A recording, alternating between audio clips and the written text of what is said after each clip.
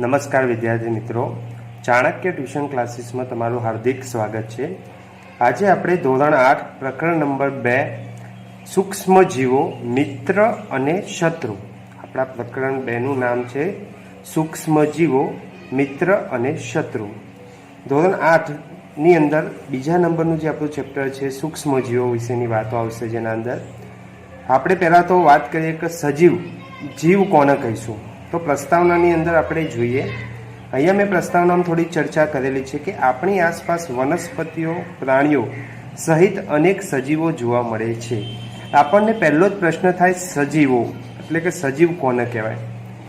આપણે જ્યારે આગળના ધોરણમાં થોડો સજીવો વિશે અભ્યાસ કરી ચૂક્યા છીએ કે જેમાં આપણે ઉદાહરણ તરીકે લીધું હતું વનસ્પતિ અને પ્રાણીઓ।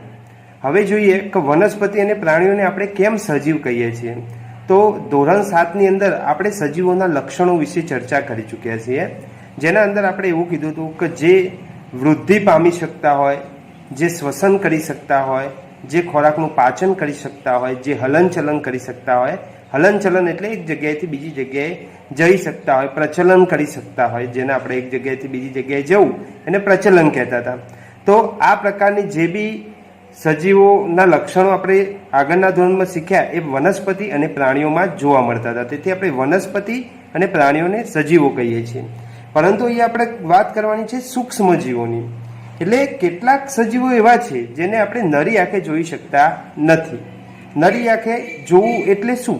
તો જે આપણે મોટા સજીવો દાખલા તરીકે ગાય, ભેંસ અથવા તો મનુષ્યને જોઈએ છીએ, વનસ્પતિને જોઈએ છીએ, એવી રીતના આ જીવો તમને જોવા મળે નહીં। નરી આંખે ના જોઈ શકાય એવા સજીવોને આપણે શું કહીશું? તો યાદ રાખો, એવા સજીવોને સૂક્ષ્મ જીવો કહેવામાં આવે છે। મેં અહીંયા તમને વ્યાખ્યા આપી છે, તમે જુઓ કે કેટલાક સજીવો જેને આપણે નરી આંખે જોઈ શકતા નથી। કેટલાક સજીવો કે જેને આપણે નરી આંખે જોઈ શકતા નથી તેમને આપણે શું કહીએ છીએ? સૂક્ષ્મ જીવો। એક ઉદાહરણ આપું તમને, બ્રેડ હોય અથવા તો રોટલી જે સડવા લાગે, આપણે અહીંયા એક ઉદાહરણ હું તમને જે બ્રેડનું અથવા તો રોટલીનું આપું છું, તો એમાં તમે શું કરી શકો છો આ ઉદાહરણને જોવા માટે થઈને કે બ્રેડ અથવા તો રોટલીના ટુકડાને સહેજ પાણી ઉપર છાંટી અને એને પ્લાસ્ટિકની બેગમાં ભરીને 2 દિવસ મૂકી રાખીએ તો બ્રેડ જ્યારે સડવા લાગે ત્યારે તેના પર સફેદ રાખોડી રંગના ધબ્બા પડી જાય છે। તેને બિલોડી કાચની મદદથી તમે જોશો, જ્યારે આ બ્રેડ અથવા તો રોટલી સડી જાય ત્યારે તેના પર સફેદ અથવા તો રાખોડી ધબ્બા પડી જાય છે।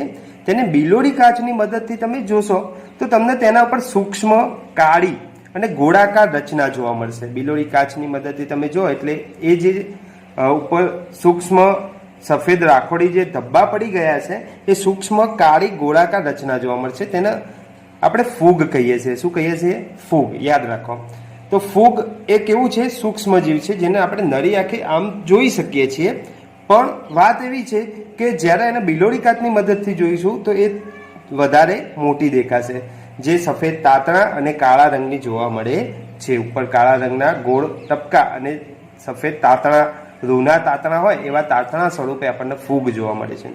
હવે હું તમને આગળ સૂક્ષ્મજીવોમાં વધારે વાત કરું તો આપણા સૂક્ષ્મજીવો જેને આપણે 4 ભાગમાં વેચી શકીએ છીએ। સૂક્ષ્મજીવો વિશે આપણે શું કીધું? તો જે આપણે નરી આંખે જોઈ નથી શકતા તેને આપણે શું કહીએ છીએ? સૂક્ષ્મજીવ કહીએ છીએ। એનું ઉદાહરણ લીધું એક ફૂગ। હવે હું તમને બીજા ઘણા સૂક્ષ્મજીવોથી વાકેફ કરાવું છું। અહીંયા તમે જોઈ શકો છો કે એક બેક્ટેરિયા, ફૂગ, પ્રજીવ, લીલ। સૂક્ષ્મજીવોના કુલ 4 પ્રકાર છે। કેટલા પ્રકાર છે? 4। સૂક્ષ્મજીવોને કુલ 4 ભાગમાં વહેંચવામાં આવ્યા છે, જેમાંના આપણે 4 ભાગમાં આપણે અહીંયા મેં તમને બતાવેલા છે કે એક બેક્ટેરિયા છે, ફૂગ છે, પ્રજીવ છે અને લીલ છે। લગભગ તમે બધાથી નામ તો ક્યાંક ને ક્યાંક સાંભળેલું જ હોય કે બેક્ટેરિયા, ફૂગ, પ્રજીવ અને લીલ। લીલ તો ખાસ તમે એનું નામ સાંભળેલું જ હશે। હું દરેક વિશે તમને માહિતી આપીશ અને એના સમજાવવાનો પ્રયત્ન કરીશ જે તમે સમજશો। બેક્ટેરિયા, ફૂગ, પ્રજીવ અને લીલ।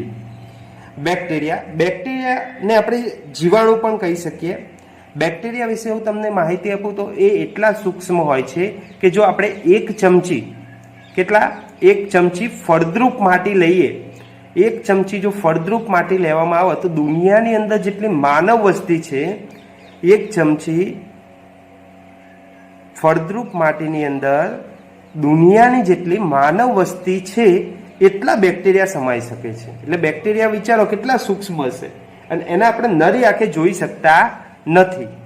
ઓકે, આગળ જઈએ. બેક્ટેરિયા અહીંયા બે પ્રકારના છે, એક કુંતલાકાર બેક્ટેરિયા છે અને એક દંડાણુ આકાર બેક્ટેરિયા છે. એક કુંતલાકાર અને બીજા દંડાણુ આકાર બેક્ટેરિયા છે. બેક્ટેરિયાથી થતા કેટલાક રોગ મેં અહીંયા બતાવેલા છે. એક ટાઇફોઇડ છે અને બીજો ક્ષય છે. ક્ષયને આપણે ટીબી પણ કહીએ છીએ. ટીબીનું પૂરું નામ છે ટ્યુબરક્યુલોસિસ. ટીબીનું પૂરું નામ શું છે?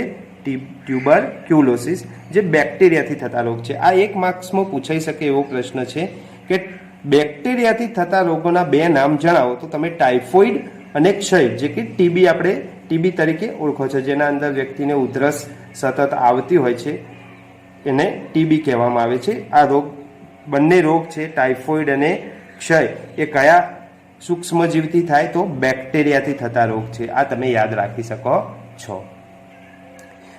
હવે આપણો બીજા નંબરનો સૂક્ષ્મજીવ જોઈએ તો જે છે ફૂગ. ફૂગ વિશે આપણે થોડી વાર પહેલા જ ચર્ચા કરી કે બ્રેડ જે હોય એ બ્રેડ સડવા લાગે ત્યારે એના પર સફેદ રાખોડી રંગના ધબ્બા પડી જાય છે. એના સિવાય પણ ઘણી બધી ફૂગ અલગ અલગ પ્રકારની છે. ચોમાસાની અંદર પણ લાકડા ઉપર તમને બિલાડીના ટોપ સ્વરૂપે ફૂગ જોવા મળે છે, જેને આપણે બ્રેડ મોલ્ડ કહીએ છીએ. શું કહીએ છીએ? મોલ્ડ પ્રકારની ફૂગ એને કહેવામાં આવે છે. અહીંયા મેં ફૂગના 3 પ્રકાર બતાવેલા છે.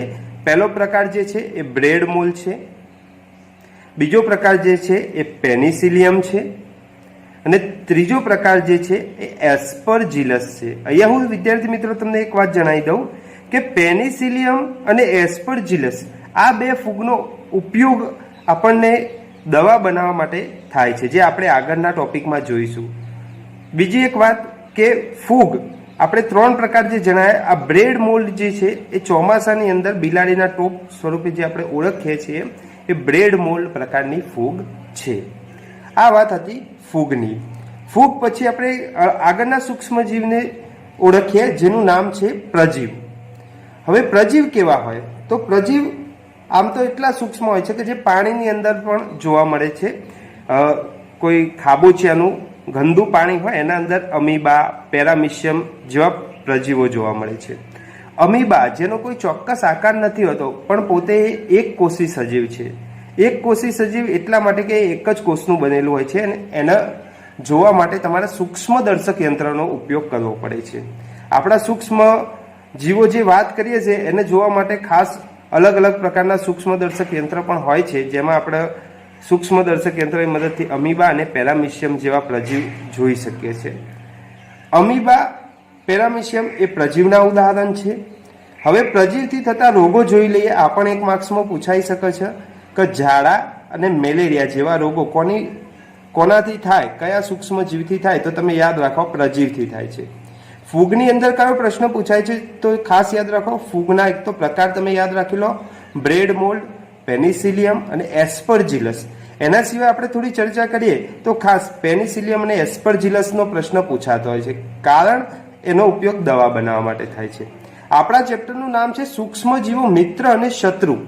હવે મિત્ર કેવી રીતના કહેવાય? તો સૂક્ષ્મજીવો જો આપણા ઉપયોગી બનતા હોય તો એ આપણા મિત્ર કહેવાય, અને જો એ આપણા માટે ઉપયોગી ના હોય, આપણા માટે હાનિકારક હોય, તો એ આપણા શત્રુ કહેવાય.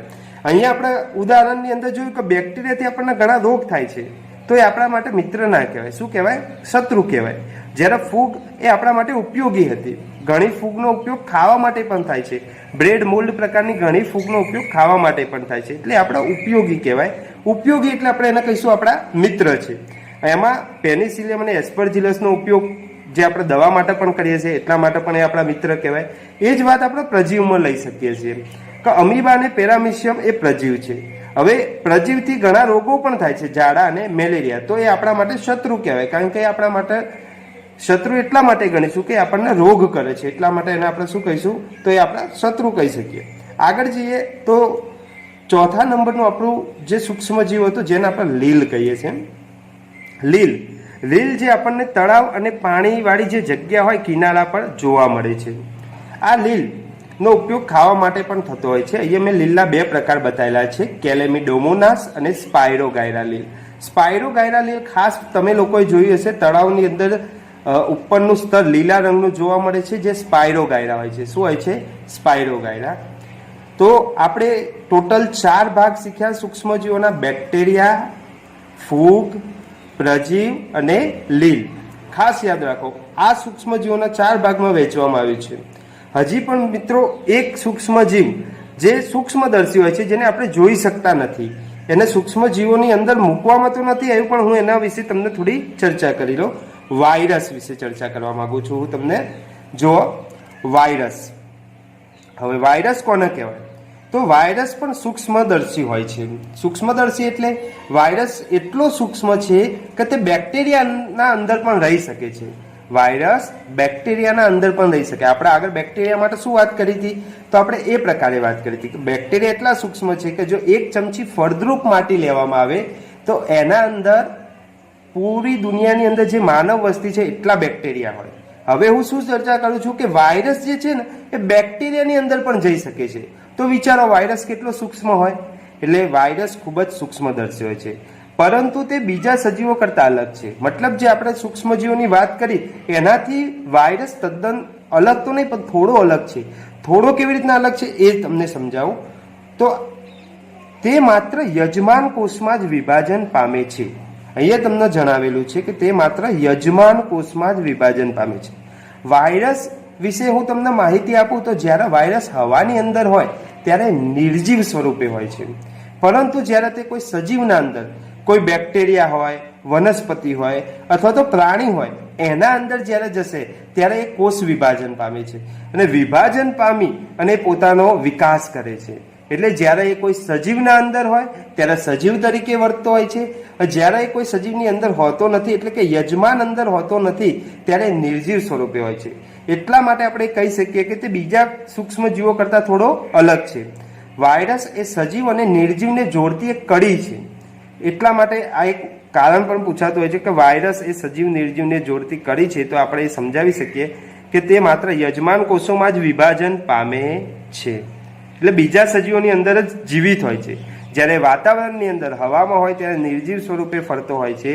જ્યારે એને યોગ્ય વાતાવરણ, મતલબ એના કર રહેવા માટેની યોગ્ય જગ્યા જેવા કે બેક્ટેરિયા, વનસ્પતિ અને પ્રાણીઓ મળે ત્યારે એ એના અંદર વિભાજન પામે છે અને પોતાનો વિકાસ કરે છે અને વાયરસ વધે છે.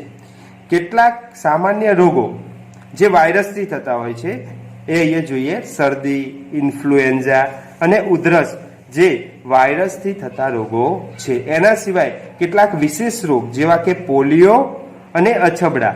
પોલિયો અને અછબડા એ વાયરસથી થાય છે. પોલિયોની રસી આપવામાં આવે છે. વાયરસથી બચવા માટે રસી આપવામાં આવે છે. વેક્સિન પણ એને કહી શકાય. આજે આપણે શું શીખ્યા? ફરીથી એકવાર ટોપિક જોઈ લઈએ. તો આજે આપણે સૂક્ષ્મજીવો, મિત્ર અને શત્રુ એના વિશે માહિતી મેળવી. પ્રસ્તાવનાની અંદર આપણે સજીવોની વાત કરી. સૂક્ષ્મજીવની વ્યાખ્યા એવી આપી કે જે નરી આંખે જોઈ શકાતા નથી તેને આપણે શું કહીએ છીએ? સૂક્ષ્મજીવો કહીએ છીએ. એમાં આપણે ઉદાહરણ આપ્યું હતું ફૂગનું. પછી જોયું સૂક્ષ્મજીવો. સૂક્ષ્મજીવોના કેટલા પ્રકાર હતા? તો કે 4 પ્રકાર હતા: બેક્ટેરિયા, ફૂગ, પ્રજીવ અને લીલ. એના પછી આપણે બેક્ટેરિયા વિશે માહિતી મેળવી. બેક્ટેરિયાના 2 પ્રકાર જણાવી દીધા: કુંતલાકાર, દંડાણુ આકાર. બેક્ટેરિયાથી થતા રોગો મેં તમને કીધું, 1 માર્કમાં પૂછાય છે. બેક્ટેરિયાનો આપણે જીવાણુ કીધો. એના 2 પ્રકાર હતા: કુંતલાકાર બેક્ટેરિયા અને દંડાણુ આકાર બેક્ટેરિયા. દંડાણુ આકાર બેક્ટેરિયા, કુંતલાકાર બેક્ટેરિયા એના પ્રકાર છે. એના પછી વાત કરીએ તો ટાઇફોઇડ અને ક્ષય જેવા રોગો બેક્ટેરિયાથી થાય છે, જે 1 માર્કમાં પૂછાય છે. ફૂગના મેં 3 પ્રકાર બતાવ્યા હતા અહીંયા: બ્રેડ મોલ્ડ અને પેનિસિલિયમ. એના સિવાય વાત કરીએ એસ્પરજીલસ પણ ફૂગનો પ્રકાર છે. એના પછી અમીબાની વાત કરી હતી. અમીબા અને પેરામિશિયમ એ પ્રજીવ છે. ઝાડા, મેલેરિયા જેવા રોગ પ્રજીવથી થાય છે. એના પછી લીલની વાત કરી. લીલના ઉદાહરણ આપ્યા: કેલેમિડોમોનાસ, સ્પાયરોગાયરા. સ્પાયરોગાયરા તળાવની અંદર જોવા મળતી લીલ છે. આગળ જઈએ તો મેં છેલ્લે વાયરસની વાત કરી. વાયરસ સૂક્ષ્મજીવી હોય છે, સૂક્ષ્મદર્શી કહી શકાય છે. એના પછી યજમાન સ્વરૂપે એ વિભાજન પામે છે, અર્થાત બેક્ટેરિયા, વનસ્પતિ અને પ્રાણીઓમાં. એનાથી થતા રોગોની વાત કરી: શરદી, ઇન્ફ્લુએન્ઝા, ઉધરસ. વિશેષ રોગ જેવા કે પોલિયો અને અછબડા વાયરસથી થાય છે. આપણે આ ટોપિકની અંદર સૂક્ષ્મજીવો વિશે માહિતી મેળવી. આગળના ટોપિકમાં વાત કરીશું સૂક્ષ્મજીવો કઈ જગ્યાએ રહે છે,